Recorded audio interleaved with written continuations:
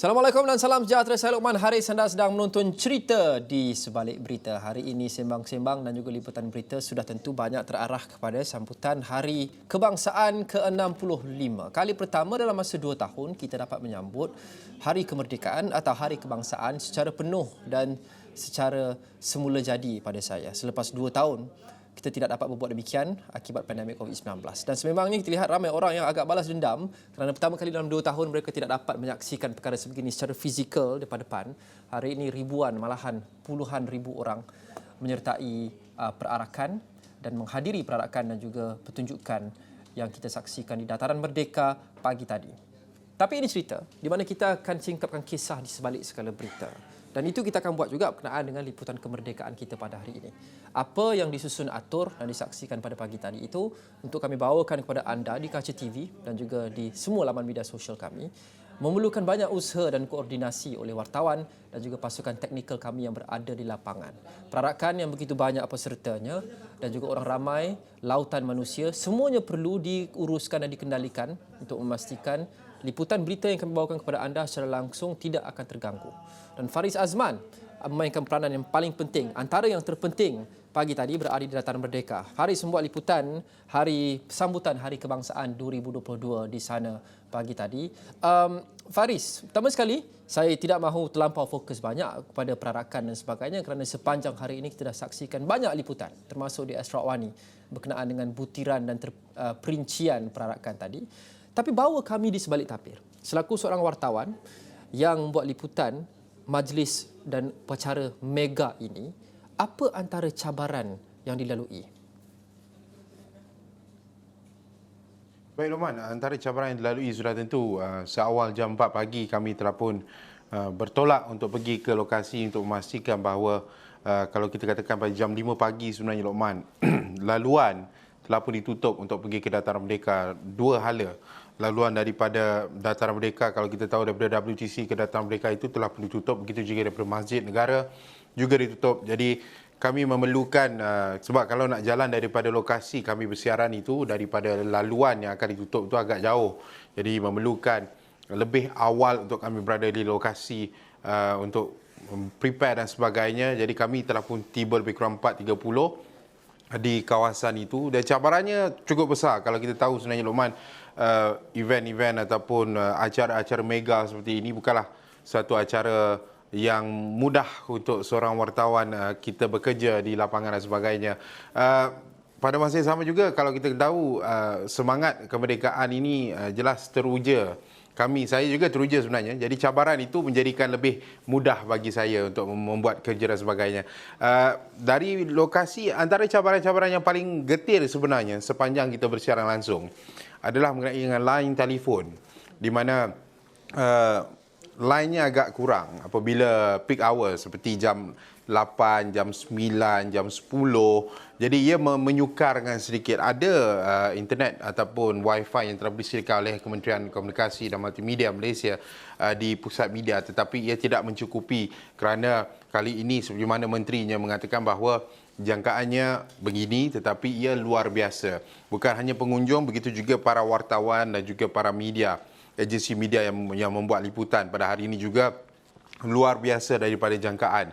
Jadi banyak sebenarnya cabaran kalau kita nak katakan, tetapi lautan manusia itu juga perlu kita uruskan pada masa yang sama untuk mendapatkan reaksi daripada rakyat jelata yang telah pun tiba. Sebenarnya saya agak terkejut pada pagi tadi, jam 2 pagi, bayangkan 2 pagi difahamkan mereka telah pun beratur untuk duduk di kawasan-kawasan telah ditetapkan oleh orang-orang awam, kawasan tempat duduk awam di hadapan Dataran Merdeka itu sepanjang lebih kurang 3 km itu.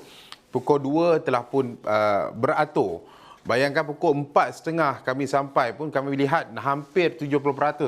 Dan pada jam 5.30 lebih kurang 90% dah penuh. Bayangkan eventnya bermula pada jam 8.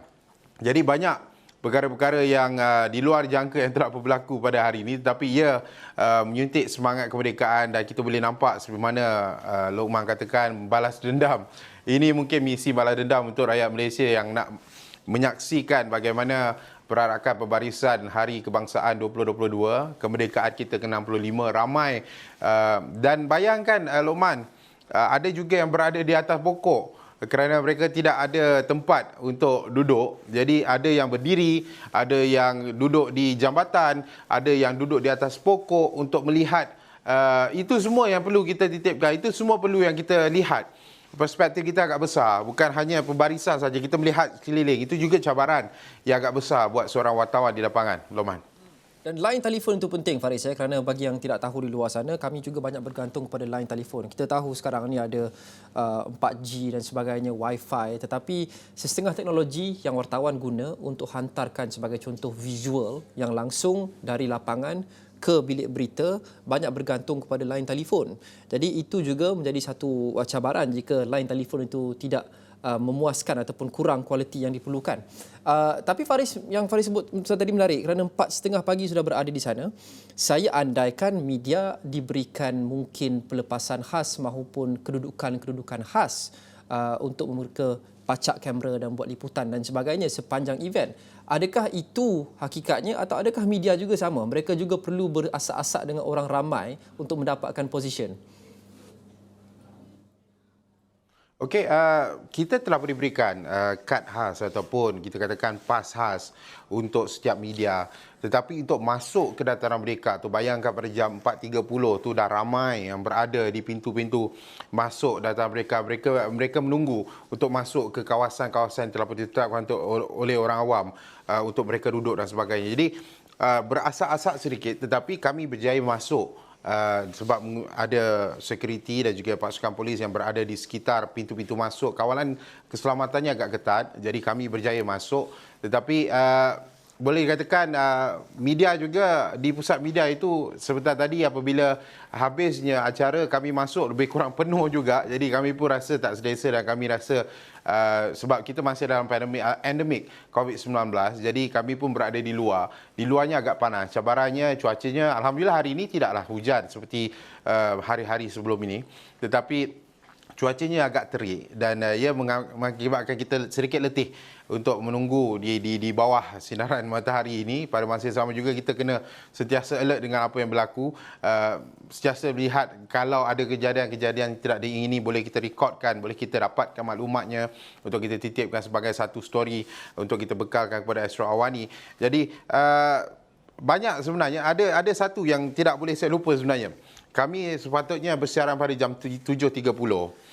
Saya berada di hujung dataran merdeka di sebelah kiri di mana untuk membuat live di situ. Tetapi pada awalnya kalau kita katakan mengenai line telefon ada lebih kurang 900 kbps. Tetapi ia telah pun turun apabila VVIP telah pun tiba. Mungkin mereka menggunakan jammer dan sebagainya. Telah pun turun. Jadi dalam tempoh 3 minit saya perlu pergi ke seberang dataran merdeka di sebelah sana di mana ada satu lagi kru kita sedang menunggu dan kami tidak boleh mengikuti laluan utama. Kita perlu pergi ke belakang dan laluannya agak jauh. Jadi berlari jugalah pagi-pagi itu berpeluh untuk pergi ke sana sebabkan line yang agak kurang memuaskan. Dan cabaran lain antaranya kalau kita katakan laluannya keselamatan semua okey tip top dan kawasan-kawasan untuk kita buat live itu sedikit tidaklah besar mana. Hanya untuk media rasmi yang berada di hadapan pentas.